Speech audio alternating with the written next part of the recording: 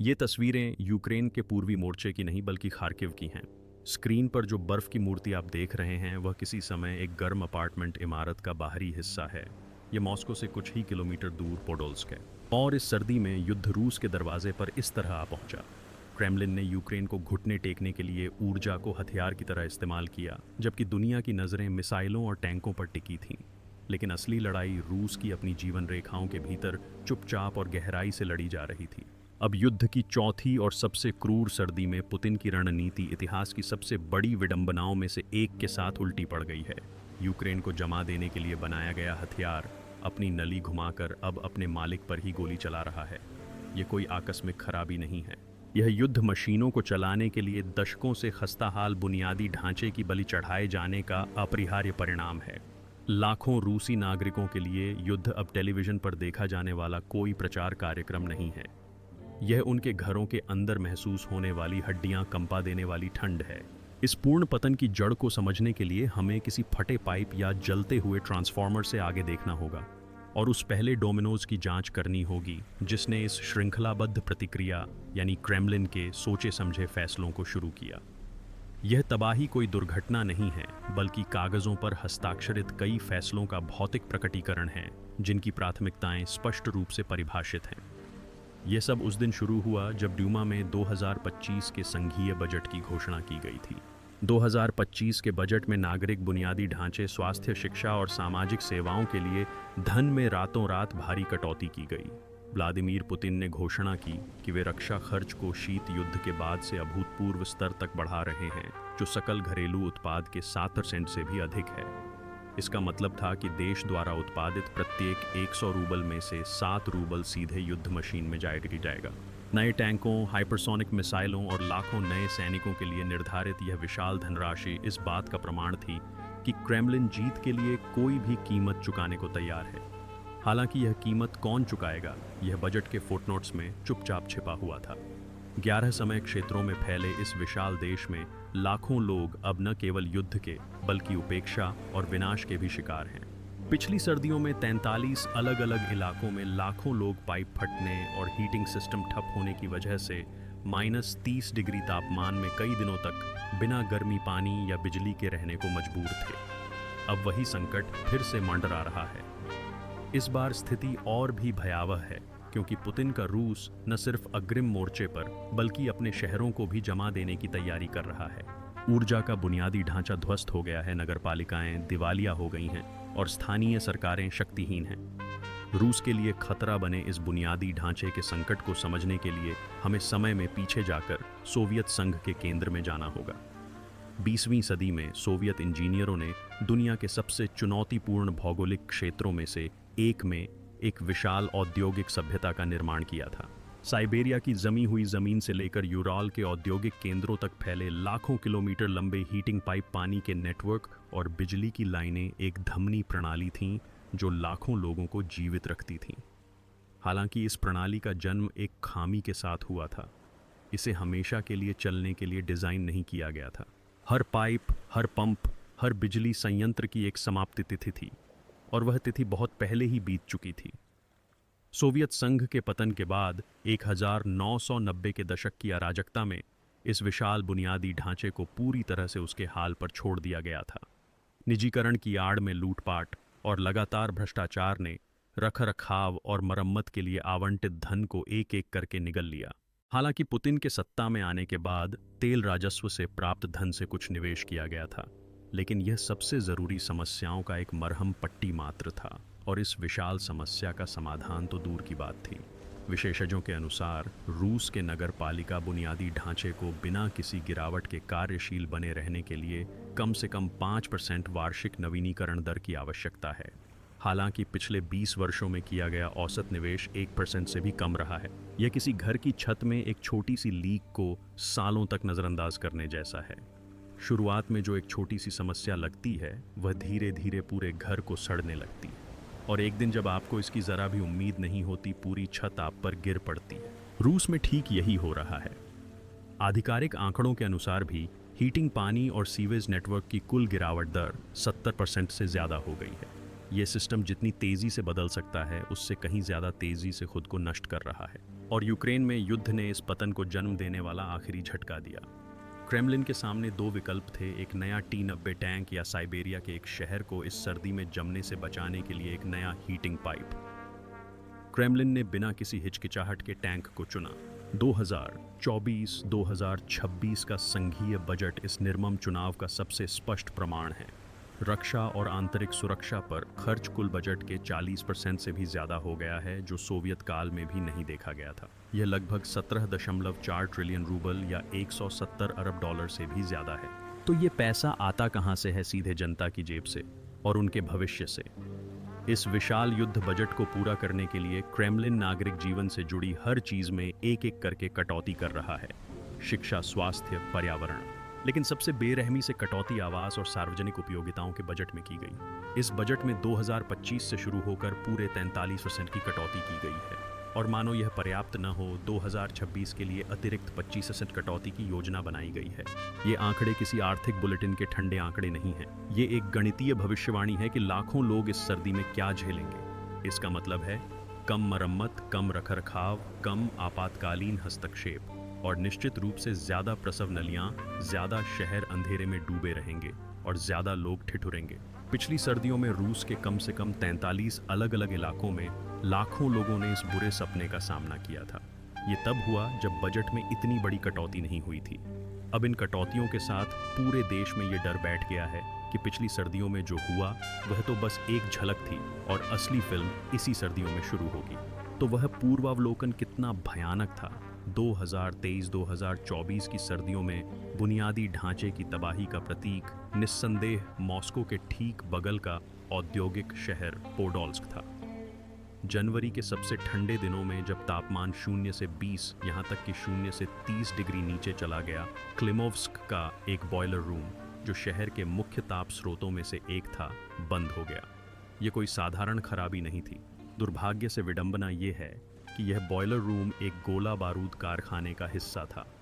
दूसरे शब्दों में, वह कारखाना जो यूक्रेन को भेजी जाने वाली गोलियां बनाने वाला था, उस शहर को गर्म नहीं कर पा रहा था जहां वह स्थित था। नतीजा एक पूरी तरह से तबाही थी। लगभग 1.5 लाख लोग, जिनमें हजारों बच्चे और बुजुर्ग शामिल थे, अचानक अपने ठंडे घरों में फंस गए। अपार्टमेंट के अंदर का तापमान 0 से नीचे गिर गया, खिड़कियां अंदर से जम गईं और लोगों की सांसें हवा में भाप बनकर उड़ने लगीं। जैसे ही हीटिंग सिस्टम का पानी जम गया, पाइप बर्फ के विशाल टुकड़ों में बदल गए और फट गए। इसका मतलब न सिर्फ हीटिंग सिस्टम का नुकसान था, बल्कि साफ पानी का भी नुकसान था। स्कूल और अस्पताल बंद करने पड़े। अस्पतालों में गंभीर रूप से बीमार मरीजों को जनरेटर से चलने वाले इलेक्ट्रिक हीटरों से जिंदा रखा गया। पोडोल्स्क के लोगों की बेबसी सोशल मीडिया पर शेयर की गई तस्वीरों के जरिए दुनिया भर में फैल गई। लोगों ने ठंड से बचने के लिए अपने अपार्टमेंट की इमारतों के सामने आग जलाई, गर्म रहने के लिए घंटों अपनी कारों में बैठे रहे, या पूरे परिवार को एक कमरे में खुले चूल्हे के चारों ओर इकट्ठा करने की कोशिश की। यह सब किसी डायस्टोपियन फिल्म के दृश्य जैसा था, जो 21वीं सदी में दुनिया के सबसे बड़े ऊर्जा उत्पादकों में से एक की राजधानी के ठीक बगल में घटित हो रहा था। और पोडोल्स्क अकेला नहीं था। स्वतंत्र मीडिया संस्थानों और स्थानीय स्रोतों द्वारा संकलित आंकड़ों के अनुसार उस सर्दी में रूस के कम से कम 43 अलग अलग क्षेत्रों में, यानी लगभग आधे देश में, बड़े पैमाने पर बुनियादी ढांचे में खराबी आई। मॉस्को ओब्लास्ट के ल्यूबेर्त्सी, सोलनेचनोगोर्स्क और खिमकी जैसे कई अन्य शहरों में भी छोटे पैमाने पर ही सही, बड़े पैमाने पर हीटिंग और बिजली की कटौती का सामना करना पड़ा। सेंट पीटर्सबर्ग में सैकड़ों अपार्टमेंट इमारतें कई दिनों तक बिना गर्मी के रहीं, जबकि एक मुख्य पाइपलाइन के फटने से एक सड़क भाप के विशाल बादल और उबलते पानी की झील में बदल गई। साइबेरिया के हृदय स्थल नोवोसिबिर्स्क में एक मुख्य हीटिंग पाइप के फटने से आई उबलते पानी की बाढ़ ने सड़कों पर खड़ी कारों को अपनी चपेट में ले लिया। कम से कम 14 लोगों को गंभीर रूप से झुलसा दिया और शहर के एक बड़े हिस्से को जानलेवा बर्फ के रिंक में बदल दिया। यहाँ तक कि दक्षिण में वोल्गोग्राद और रोस्टोव ऑन डॉन में भी जब तापमान 0 से नीचे चला गया, तो हजारों लोगों को बिजली और हीटिंग की कमी से जूझना पड़ा। सुदूर पूर्व के व्लादिवोस्तोक और नखोदका में भयंकर बर्फीले तूफानों ने पुरानी बिजली की लाइनें तोड़ दी, जिससे हजारों लोग कई दिनों तक बिना बिजली के रहे। यह सूची लंबी है हालांकि हर घटना अलग अलग शहरों में अलग अलग कारणों से घटित हुई प्रतीत होती है, लेकिन इन सब में एक समानता थी। सोवियत काल का बुनियादी ढांचा जो दशकों से उपेक्षित था, जिसे कार्यात्मक बनाए रखने के लिए जोड़ तोड़ किया गया था और अब अपनी आयु के अंत के करीब पहुंच रहा है, युद्ध अर्थव्यवस्था के अतिरिक्त दबाव के कारण डोमिनोज की तरह ढह रहा है।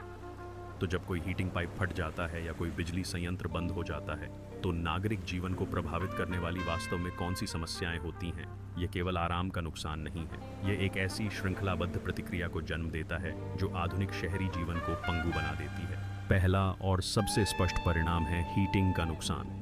-30 डिग्री पर यह कुछ ही घंटों में जीवन यापन के संकट में बदल जाता है। हीटिंग के बिना इमारतों और भूमिगत पाइपों में पानी जम जाता है। जमा हुआ पानी फैलता है और हजारों किलोमीटर पुराने पाइप नेटवर्क को तोड़ देता है। नतीजा, अगर हीटिंग फिर से शुरू भी हो जाए तो भी शहर में पानी नहीं बचेगा। इसका मतलब है पीने के पानी, सफाई और स्वच्छता का अंत। जब पानी का बहाव रुक जाता है और तापमान गिर जाता है तो सीवेज सिस्टम भी जम जाते हैं और जाम हो जाते हैं। इसका मतलब है कि अपार्टमेंट के बेसमेंट में सीवेज का पानी भर जाता है और एक भयानक जन स्वास्थ्य संकट का खतरा पैदा हो जाता है। लाखों लोग जिनके पास हीटिंग की सुविधा नहीं है, एक ही समय में एक ही चीज का सहारा लेते हैं, बिजली के हीटर। हालांकि सोवियत काल के बिजली ग्रिड जो पहले से ही अतिभारित थे, मांग में अचानक और भारी वृद्धि को संभाल नहीं पा रहे थे। ट्रांसफार्मर फट रहे थे, फ्यूज उड़ रहे थे और क्षेत्रीय बिजली कटौती शुरू हो गई थी। अब न हीटिंग है, न पानी और न ही बिजली। इसका मतलब है कि शहर के नागरिक कामकाज पूरी तरह ठप हो जाते हैं और कुछ ही घंटों में दशकों पीछे चले जाते हैं। जब यह भयावह दृश्य सामने आता है, क्रेमलिन की प्रचार मशीन एक बिल्कुल अलग वास्तविकता में जी रही होती है। सरकारी टेलीविजन पर रोजाना पुतिन की तस्वीरें प्रसारित की जाती हैं, जिनमें वे एक मजबूत और संप्रभु रूस तकनीकी उपलब्धियों और पश्चिम को घुटने टेकने पर मजबूर करने वाली अडिग इच्छा शक्ति का बखान करते हैं। पुतिन अंतर्राष्ट्रीय मंचों पर रूस की स्थिरता और समृद्धि का बखान करते हैं। हालांकि जब आप इन चमकदार प्रचारात्मक तस्वीरों को रूसियों द्वारा खींची और सोशल मीडिया पर साझा की गई वास्तविक तस्वीरों के साथ जोड़ते हैं, तो शर्मिंदगी का एक तमाशा सामने आता है। एक तरफ पुतिन सोने से मढ़े महल में भाषण दे रहे हैं, दूसरी तरफ एक बुजुर्ग महिला रो रही है क्योंकि उसके घर के अंदर का तापमान शून्य से नीचे गिर गया है। एक तरफ सैन्य परेड में आगे बढ़ते चमकदार टैंक, दूसरी तरफ शहर के बीचों बीच फटे जंग लगे हीटिंग पाइप से निकलती भाप का विशाल बादल। इन दोनों हकीकतों के बीच की खाई दिन ब दिन बढ़ती जा रही है।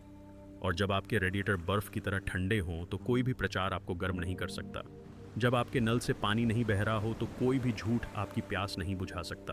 क्रेमलिन जानबूझकर न केवल अर्थव्यवस्था बल्कि युद्ध जारी रखने के लिए अपने लोगों की सबसे बुनियादी जीवन स्थितियों की भी बलि चढ़ा रहा है। यह राज्य द्वारा अपने ही नागरिकों के विरुद्ध छेड़ा गया एक निर्मम युद्ध है।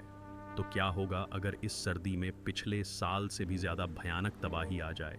क्या होगा अगर मॉस्को, सेंट पीटर्सबर्ग या येकातेरिनबर्ग जैसे महानगरों जहां लाखों लोग रहते हैं का हीटिंग सिस्टम -30 डिग्री सेल्सियस की ठंड के बीच पूरी तरह से चरमरा जाए?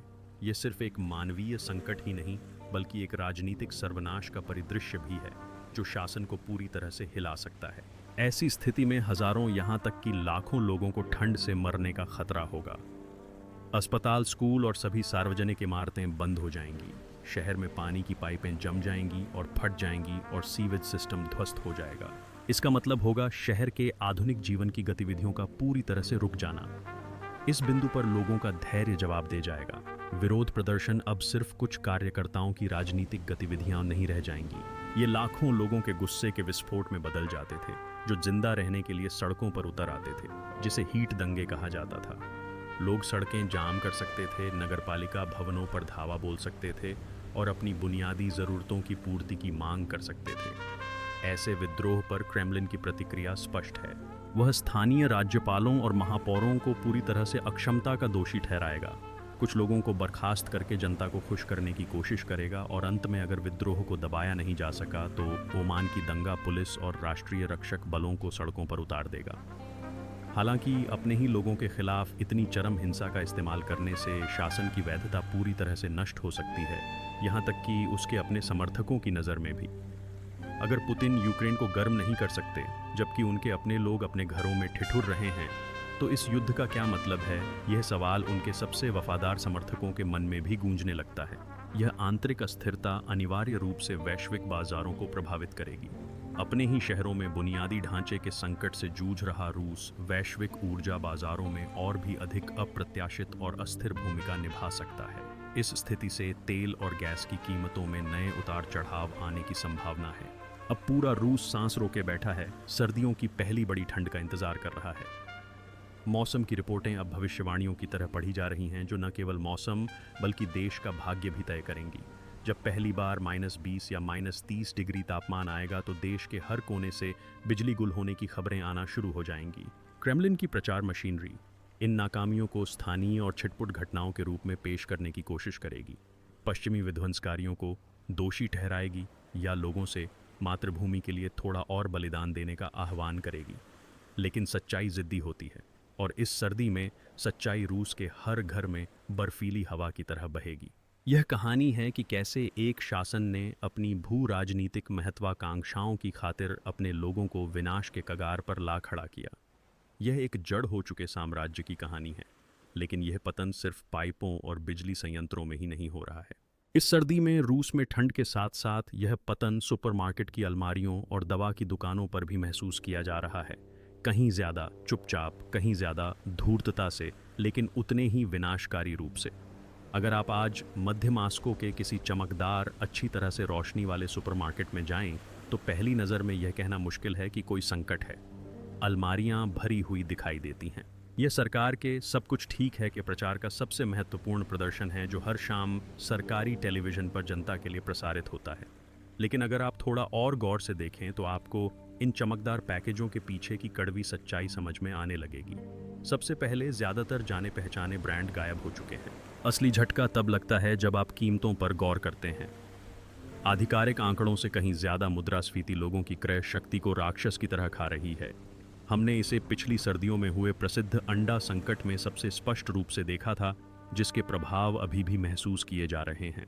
सबसे बुनियादी और सरल खाद्य पदार्थों में से एक अंडे अचानक एक विलासितापूर्ण उपभोक्ता उत्पाद बन गए हैं। एक दर्जन अंडे जिनकी कीमत 1 साल पहले 100 रूबल थी, अब 250 रूबल में मिल जाते हैं, अगर आप भाग्यशाली हों और उन्हें शेल्फ पर पा सकें। यह स्थिति केवल अंडों तक ही सीमित नहीं है। चिकन डेयरी उत्पाद, सब्जियां और फल जैसी सबसे बुनियादी ज़रूरतों की कीमतों में पिछले साल औसतन 30 से 40% की वृद्धि हुई है। आधिकारिक मुद्रास्फीति के आंकड़े जहां 8% के आसपास हैं, वहीं एक साधारण परिवार के रसोई घर में वास्तविक मुद्रास्फीति इससे 4 गुना ज़्यादा है। यह स्थिति पूरी तरह से विनाशकारी है, खासकर पेंशन भोगियों और सार्वजनिक क्षेत्र के कर्मचारियों जैसे निश्चित और कम आय वाले लाखों लोगों के लिए। एक ऐसे परिवार के लिए जिसे अपनी मासिक आय का 50% या 60% सिर्फ खाने पर खर्च करना पड़ता है। खाद्य पदार्थों की कीमतों में हर छोटी सी बढ़ोतरी का सीधा मतलब है मेज़ पर कम खाना या घटिया क्वालिटी। हालांकि इस पतन का सबसे शांत, सबसे अदृश्य और सबसे घातक मोर्चा सुपरमार्केट में नहीं, बल्कि दवा की दुकानों में है।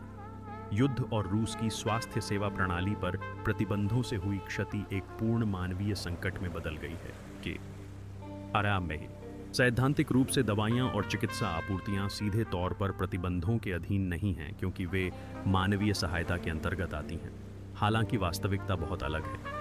पहला, कई बड़ी पश्चिमी दवा कंपनियां या तो नैतिक कारणों से या फिर परिचालन संबंधी कठिनाइयों के कारण स्वेच्छा से रूसी बाजार से हट गई हैं। दूसरा, अंतर्राष्ट्रीय स्विफ्ट प्रणाली से रूसी बैंकों को हटाने से शेष कंपनियों के लिए भी दवाओं का भुगतान प्राप्त करना बेहद मुश्किल और जटिल हो गया है।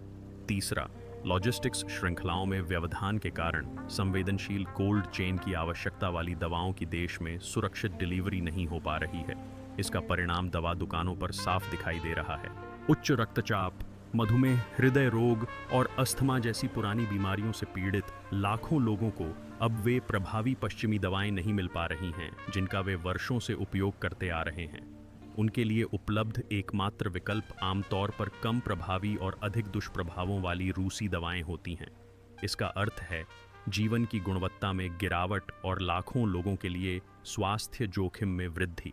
क्रेमलिन अपनी युद्ध मशीन को पोषित करने के लिए न केवल अग्रिम पंक्ति में तैनात युवाओं बल्कि बुजुर्गों, बीमारों और बच्चों की भी बलि चढ़ा रहा है।